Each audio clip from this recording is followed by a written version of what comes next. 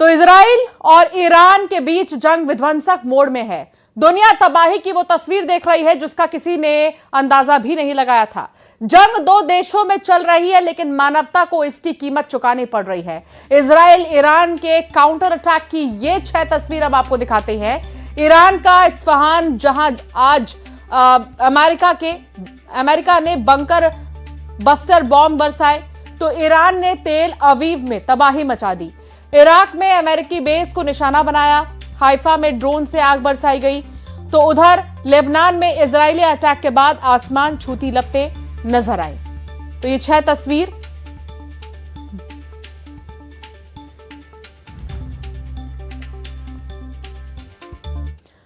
तो जंग के 32वें दिन ईरान के टारगेट पर इजराइल के कई ठिकाने रहे।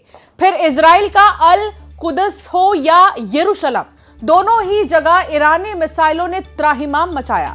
तेल अवीव में तो सुबह से ही मिसाइल और ड्रोन अटैक जारी है। बदले में अमेरिका ने इजराइल के साथ मिलकर ईरान बॉर्डर पर ईरान के ऊर्जा ठिकानों और उसके सैन्य वाहनों को निशाना बनाया है।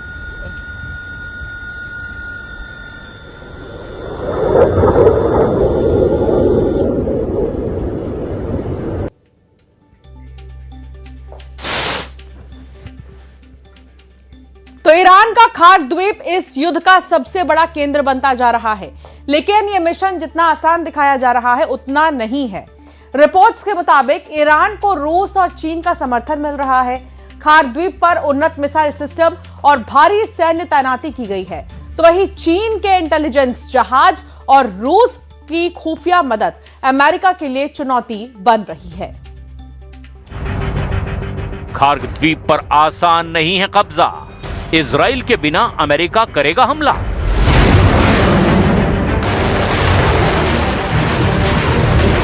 हालांकि खार्क द्वीप पर कब्जा और हॉर्मुज पर कंट्रोल करना अमेरिका के लिए जरा भी आसान नहीं होगा।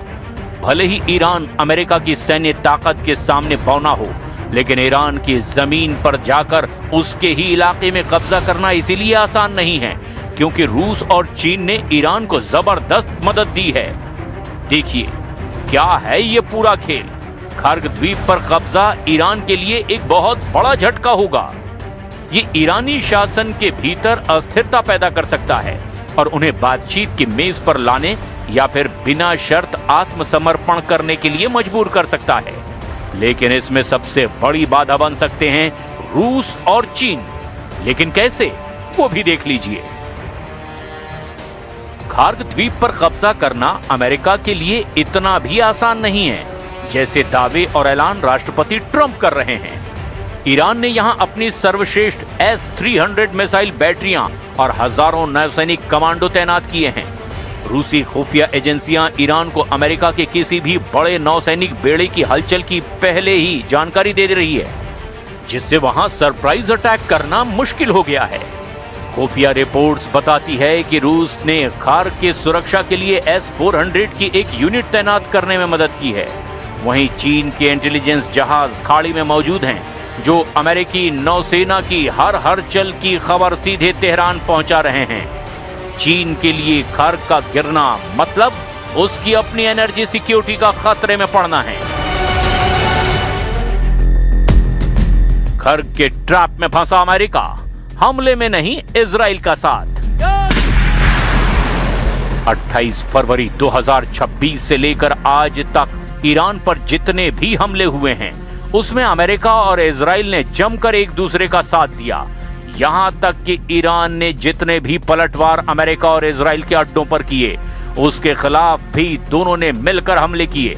लेकिन जब ट्रंप ने ऐलान किया कि वो खार्क पर हमला करने जा रहे हैं तो उसे लेकर इजराइल ने दो टूक कह दिया कि वो खार्क द्वीप पर होने वाले किसी भी हमले में शामिल नहीं होगा।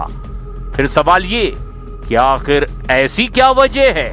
देखिए, खार्क द्वीप को लेकर अमेरिका और इजराइल के बीच गहरे मतभेद हैं। इजराइल द्वारा इस विशेष ऑपरेशन में अमेरिका का पूरी तरह साथ ना देने के पीछे भी 5 प्रमुख कारण माने जा रहे हैं।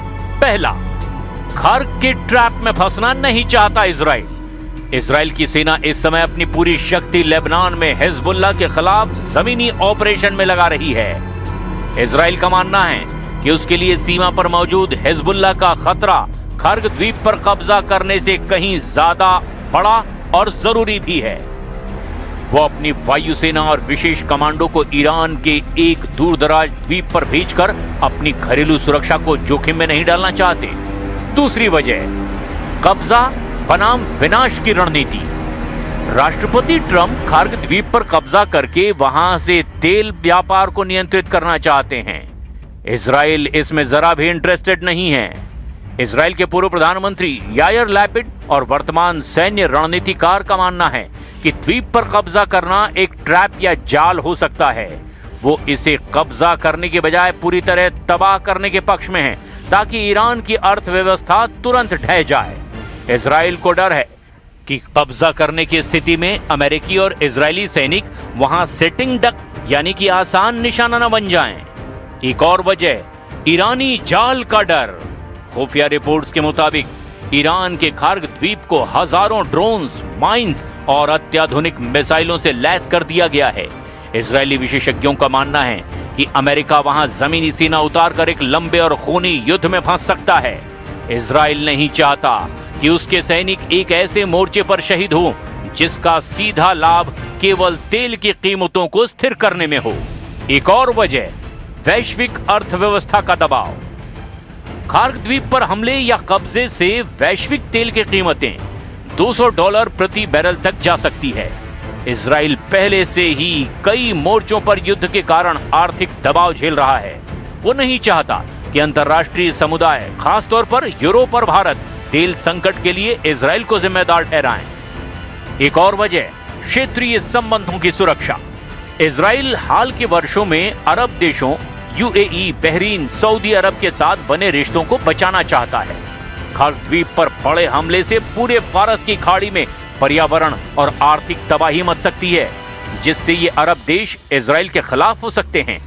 इजराइल खार्ग द्वीप के 20 वर्ग किलोमीटर इलाके के चक्कर में किसी बड़े नुकसान से बचने की कोशिश में गए। به هیچ عنوان قابل اعتماد نیست و متاسفانه سران آمریکا به کسی اختیارات فرماندهی نیروهای مسلح را واگذار نمودند که به دلیل بی‌تعادلی، موضع‌گیری‌ها و تصمیمات خطرناک و غلط ارتش آمریکا را وارد باتلاق مرگ نموده است. ترامپ موضوعی را یک روز صبح به طبل تهدید می‌کوبد و عصر همان روز عقب نشینی می‌کند. खार्ग पर कब्जा करेंगे ट्रंप, लूटेंगे ईरान का ऑयल एटीएम।